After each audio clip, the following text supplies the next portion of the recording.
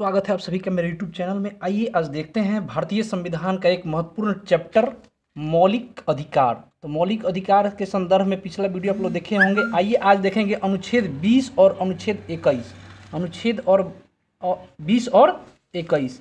ठीक है, तो आइए देखते हैं 20 के बारे में। तो 20 में कहा गया है कि अपराधों के लिए दोष सिद्धि के संबंध में, ठीक है, अनुच्छेद 20 में कहा गया है अपराधों के लिए दोष सिद्धि के संबंध में इसमें 3 प्रकार की स्वतंत्रता दी जाती है।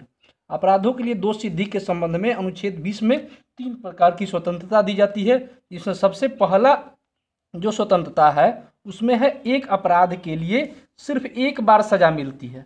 एक अपराध के लिए सिर्फ एक बार सजा मिलती है। दूसरा स्वतंत्रता ये है कि अपराध करने के समय जो कानून है उसी कानून के तहत सजा मिलेगी।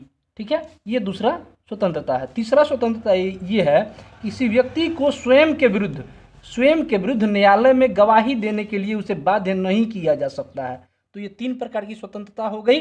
पहला स्वतंत्रता ये कि एक अपराध के लिए एक बार सजा। दूसरा हो गया अपराध करने के समय जो कानून है उसी कानून के तहत सजा। तीसरा ये है कि स्वयं के विरुद्ध न्यायालय में गवाही देने के लिए बाध्य नहीं किया जा सकता है। आइए अनुच्छेद 21 देखते हैं। अनुच्छेद 21 में किसी भी व्यक्ति को विधि द्वारा स्थापित प्रक्रिया के अतिरिक्त उसके जीवन और व्यक्तिगत स्वतंत्रता के अधिकार को से वंचित नहीं किया जा सकता है। यही आता है प्रश्न में, बार बार पूछा गया है, कम से कम 20 बार पूछा गया हो एग्जाम में अभी तक कि जीवन और व्यक्तिगत स्वतंत्रता के अधिकार से वंचित नहीं किया जा सकता है। किस अनुच्छेद में दिया गया है? तो अनुच्छेद 21 में। 21 का ए में एक नया संशोधन 2002 में हुआ था।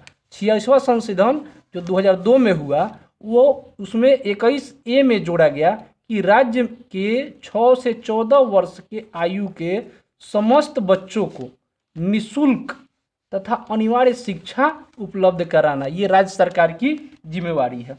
तो राज्य सरकार की जिम्मेवारी है। अनुच्छेद 21 के ए में राज्य के 6 से 14 वर्ष के समस्त बच्चों को निःशुल्क तथा अनिवार्य शिक्षा उपलब्ध करवाना, ये 2002 में 86वां संशोधन जो हुआ था संविधान में उसके तहत जोड़ा गया था।